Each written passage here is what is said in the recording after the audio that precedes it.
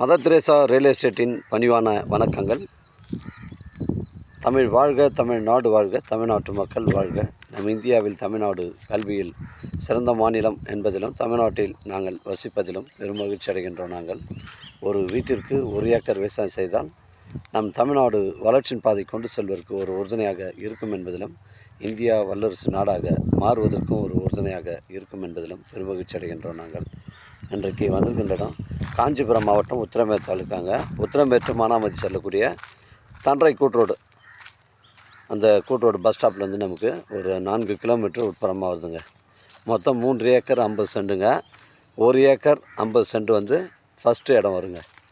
First இடம் வந்து அந்த கிராமத்துக்கு அந்த தார் சாலை சிமெண்ட் ரோட்டில் வந்து நம்ம சைட்டுக்கு 200 அடி ஃப்ரண்டேஜில் ஒரு 1.5 ஏக்கர் வருதுங்க. அது பின்பக்கமாக நமக்கு இதிலேருந்து வந்து ஒரு 10 சென்ட் வழி கொடுத்து பின்னாடி வந்து ஒரு 2.5 ஏக்கர் இருக்குதுங்க.